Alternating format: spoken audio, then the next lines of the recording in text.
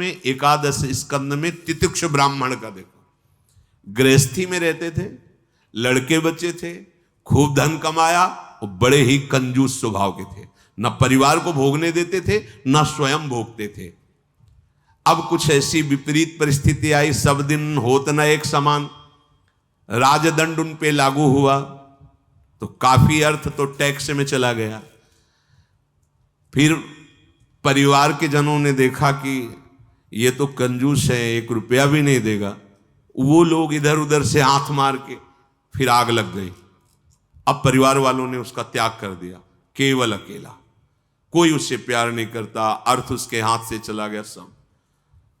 अब विचार किया कि मेरा पूरा जीवन निकल गया, उत्तम वर्ण में जन्म हुआ था, वृद्धावस्था गई, अब क्या होगा, क्या होगा। जिनको मैंने पाला पोषा, जो बड़ी मेहनत से धन कमाए, तो सब नष्ट हो गया। परिवार वाले कोई देखते ही नहीं। जानते हो उसका निश्चय, देवता इस बात के साक्षी हैं कि आज से मैं अपने जीवन को श्री भगवान के चरणों में समर्पित करता हूं, सब कुछ सहूंगा और निरंतर भगवान का भजन करूंगा। वो इतना बड़ा महापुरुष उसी निश्चय से हो गया कि भगवान उद्धव जी को उसकी कथा सुना रहे हैं। कोई साधना नहीं हुई थी, परिस्थिति ने ऐसा निश्चय करवा दिया। तो जरूरी है वो परिस्थिति आवे तब तुम निश्चय करो। क्या सत्संग में तुम निश्चय नहीं कर सकते तो परिस्थिति का इंतजार करोगे कि ऐसी विपत्ति आवे, ऐसी ठोकर लगे, ऐसी दुर्दशा हो तब तुम निश्चय करो? अरे उसके पहले ही निश्चय कर लो तो दुर्दशा काहे को होगी। ऐसा नहीं कि उसका जीवन मंगलमय हो गया। अब उसके कर्मों का क्षय करने के लिए जब वो सन्यास भाव लेकर विचरण करता, भिक्षा मांगता, तो लोग थूकते, स्पष्ट लिखा हुआ मूत देते, बांध देते, पीटते, उसकी भिक्षा छीन लेते। पर वो अंदर अंदर विचार करता, नहीं, किसी का दोष नहीं है इसमें किसी का दोष नहीं। तो ये कर्म का है, ये कर्म का प्रभाव तो शरीर पर पड़ेगा। ये मुझे दुख क्यों हो रहा है? बहुत बहुत सुंदर मतलब चिंतन उनका बना। तो क्या देवता है? इस दुख का कारण देवता है? नहीं, देवता भी तो केवल हमारे शरीर को ही पीड़ा दे सकते हैं। मेरे को क्यों हो रहा है? काल नहीं, वो तो आत्मस्वरूप है, उसका भी प्रभाव इसी शरीर पर होगा। मेरा स्वरूप तो कालातीत है। तो फिर क्या है? ब्रह्म। हाँ, ये ब्रह्म है। मैं तो निर्विकार चिदानंद अपने स्वरूप में स्थित हो गया, ब्रह्मबोध संपन्न महापुरुष हो गया हो। और तितिक्ष ब्राह्मण नाम से वर्णन किया है भगवान ने। इसलिए निश्चय में बड़ी सामर्थ्य है, हमारा निश्चय बड़ा ढुलमुल है। इसलिए प्रार्थना है, बहुत बड़ा मार्ग मिला है आपको, इसे भगवत मार्ग कहते हैं, अध्यात्म मार्ग कहते हैं। ये अंतिम जन्म वालों को मिलता है, जिनका आखिरी जन्म होता है। अगर चूक करोगे तो व्यर्थ तो नहीं जाएगा, पर और समय लग जाएगा। काहे कुछ समय बर्बाद करो, आज निश्चय करो। गोस्वामी जी कह रहे, देखो निश्चय, गोस्वामी जी बाल्यावस्था से भगवान में रत थे, ऐसा नहीं है कि वो भजन नहीं करते थे, ऐसा नहीं है। जन्म हुआ था तब बोले थे राम। जैसे बच्चा रोता है ना, तो गोस्वामी जी रोए नहीं थे, राम बोले थे, इसलिए राम बोला नाम पड़ा था। राम बोला, प्रकट हुए थे तभी राम। तो ऐसा भी नहीं था कि आसक्ति नहीं थी शरीर में या अन्य, ऐसा भी महापुरुष जन लीला दर्शाते हैं, वो हमारी हिम्मत के लिए। पत्नी में चित्त आसक्त था, एक दिन के लिए भी कभी मायके जाने के लिए अनुमति नहीं दी थी। और उसी पत्नी के मुख से जब ये बात निकली कि जितना तुम्हें इस शरीर में आसक्ति है, पूरी कथा अगर राम जी में होती तो जीवन तुम्हारा धन्य हो जाता। नेत्र को पत्नी रूपी गुरुदेव ने नेत्र खोल दिए। कहीं से भी गुरुदेव सावधान कर सकते हैं, कहीं से भी, बस कदम मुड़ गए। क्योंकि ऐसा नहीं था कि राम भक्ति ली थी, निश्चय कर लिया, अवलोन शानी। अब ये गोस्वामी जी का ही पद है, अब इंद्रियों के बस में हो के नहीं, बहुत सही बोला। अगर ये स्थिति ये आसक्ति राम जी में होती तो जीवन धन्य हो जाता। अब पायो नाम चारु चिंतामणि, उर करते न खसई हो, अब लो नशानी। अब समझ गए, समझ गए। अब हृदय से एक क्षण के लिए भी राम नाम नहीं छोड़ूंगा। और जानते हो, महापुरुषों में सर्वशिरोमणि हुए गोस्वामी तुलसीदास। ये तो अवतार लीला महापुरुषों की है, ये हमारे लिए बताया है आचरण करके कि भगवान नाम में इतनी सामर्थ्य है कि ऐसे आसक्त वृत्ति को भी कैसे निरासक्त कर देते हैं। हमें चाहिए जो भी, चाहे गृहस्थ मार्ग में हो चाहे विरक्त मार्ग में हो, दोनों मार्ग जाते ही प्रभु के चरणारविंद में हैं। अपने मार्ग की वृत्तियों को जानिए, समझिए और धर्मानुसरण बर्ताव कीजिए और नाम निरंतर जपते रहिए। तो जीवन यात्रा का विश्राम, जो गोस्वामी जी कह रहे हैं, पायो परम विश्राम, विश्राम ही नहीं, पायो परम विश्राम, राम समान प्रभु नाही कहूं। ये विश्राम कैसे मिला? हो कहते भगवान शंकर को साक्षी करके कहता हूं। अगर थोड़ा भी मिथ्या हो तो हमारी जीभ गल जाए, मेरा जो कुछ भी बना राम, ये दो अक्षर मेरे माई बाप हैं, इन्होंने ही हमें, बस आप हृदय की बात महापुरुषों के, ये दो अक्षर राधा, यही देख लेना आप। चलो देखो, बहुत समय तक विषय संयोग ना होने पर ऐसा ना समझ लिया जाए कि हम निर्विषय हो गए।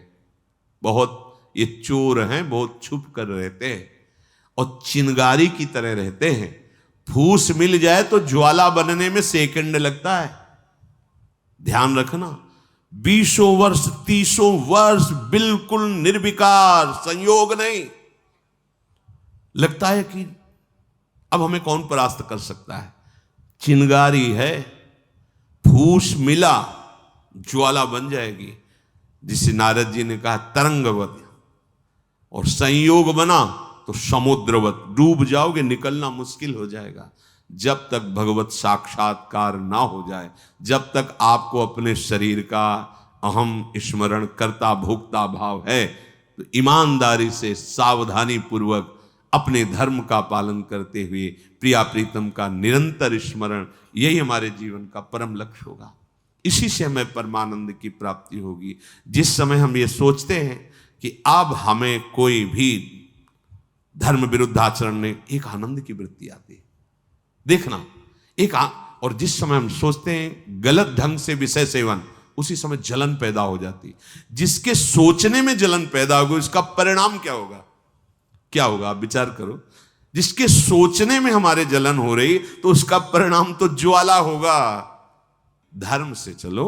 चक्रवर्ती सम्राट महाराज अम्बरीश जी चक्रवर्ती सम्राट होते हुए भक्तों के शिरोमणि हुए। आप क्या भगवत आनंद प्राप्त नहीं कर सकते गृहस्थ में रहकर?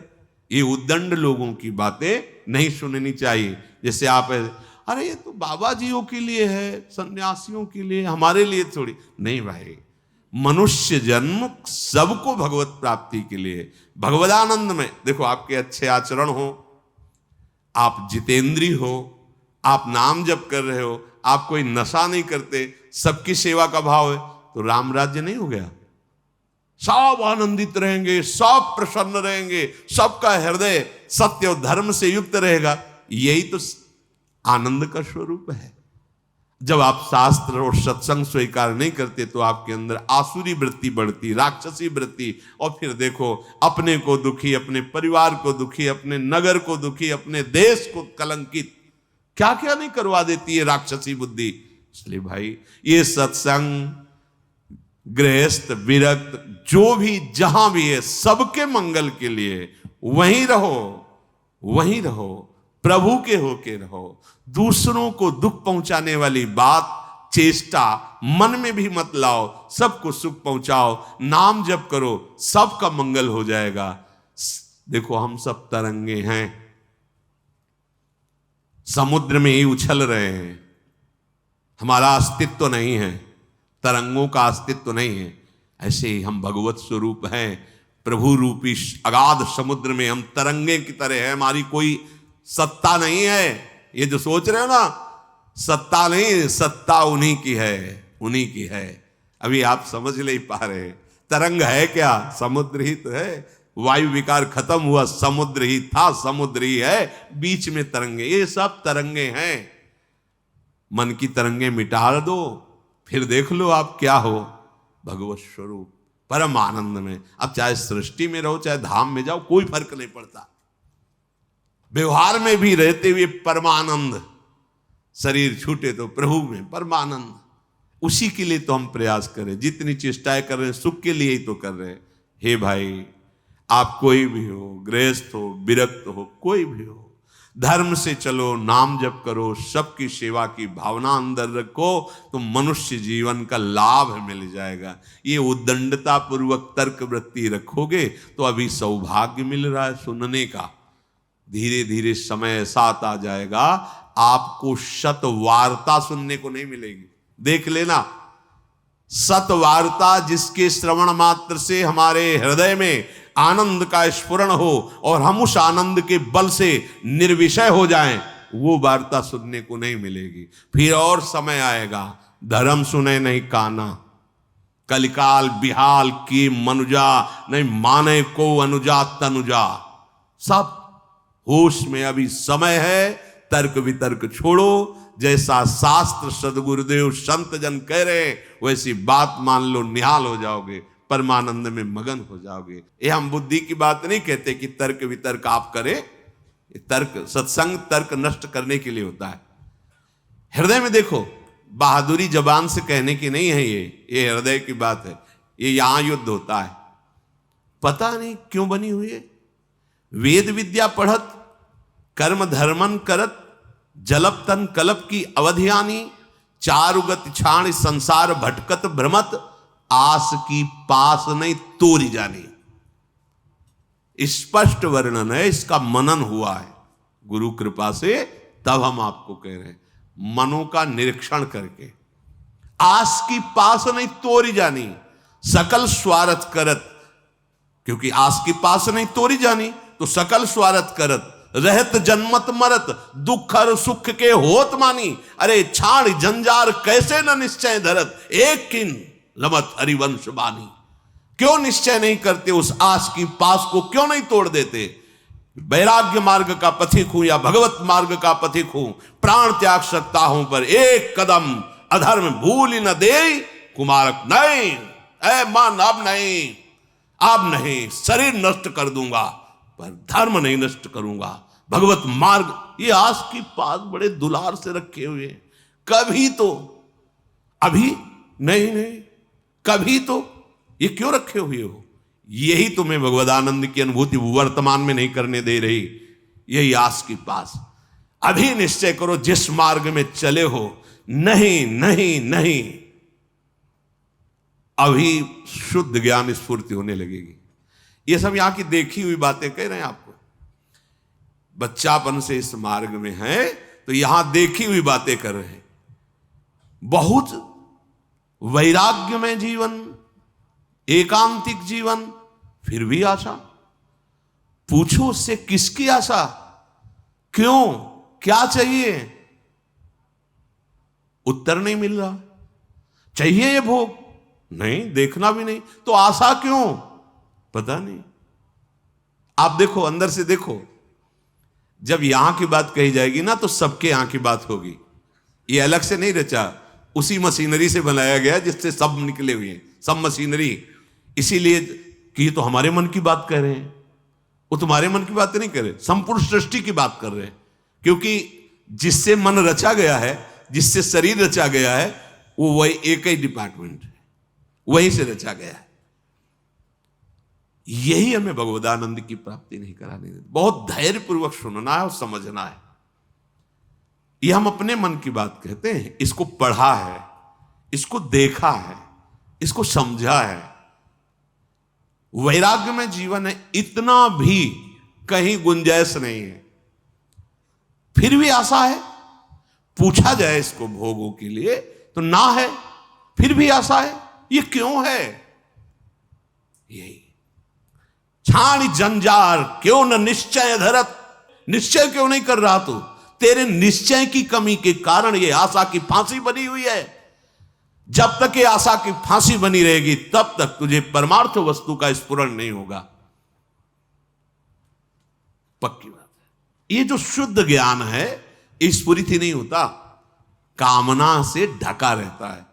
जैसे कोहरे की ताकत नहीं कि सूर्य को ढक ले, पर मेरे नेत्रों के ढकने के कारण लगता है सूर्य ढक गया। ऐसे ही ज्ञान स्वरूप जो भगवद अंश है इसमें स्फुरणाएं होती, जैसे सूर्य की किरणें निकलती ना, ऐसे इसमें ज्ञान की तरंगें निकलती रहती, आनंद की तरंगें निकलती रहती। वो आपके अनुभव में आपकी ही तरंग है, अनुभव में इसलिए नहीं आती कि कामना रूपी आशा रूपी कोहरा फैल गया। पिंगला जी ने कोई साधना नहीं की थी ज्ञान प्राप्ति की। ज्ञानियों के परम गुरु विदेहराज जनक जी के ही नगर में रह रही थी, पर वैश्यावृत्ति करती थी। देखिए, पढ़ के देख लीजिए, बहुत सूक्ष्मता से मनन करते हुए तो आपको उत्तर मिल जाएगा। अपने शरीर का श्रृंगार करके बैठ गई। संध्या के समय से कोई पुरुष उधर से आता दिखाई देता तो ये पुरुष हमें धन देगा, हमारे शरीर का सेवन करेगा, निकल गया। ये नहीं तो ये करेगा। ऐसे रात्रि अर्धरात्रि हो गई। भगवद अवतार अवधूत शिरोमणि श्री दत्तात्रेय जी भ्रमण करते हुए वहीं सर्वज्ञ महापुरुष थे, उसकी वृत्ति में ही अपनी वृत्ति लगाए हुए थे, तभी तो उन्होंने गुरु बनाया उसको। 24 गुरुओं में पिंगला भी गुरु है, और बड़ा सौभाग्य उसका महाप्रभु हरिवंश चंद्र जी ने श्रीमद चतुरासी जी में भी उसका उदाहरण दिया। यह जो एक मन बहुत ठौर करी, कही कौने सच पायो, जहां तहां विपत्ति जार जुवती लो प्रगट पिंगला गायो। जब अर्धरात्रि हुई तो पिंगला को बहुत कष्ट हुआ। हाय, इस शरीर को बेच करके सुखी होना चाहती है, कितनी अज्ञान वृत्ति। आज से मैं निश्चय करती हूं, जो सेवक जी कह रहे हैं, छाण जंजार क्यों न निश्चय धरत, एक किन रमत हरिवंश बानी।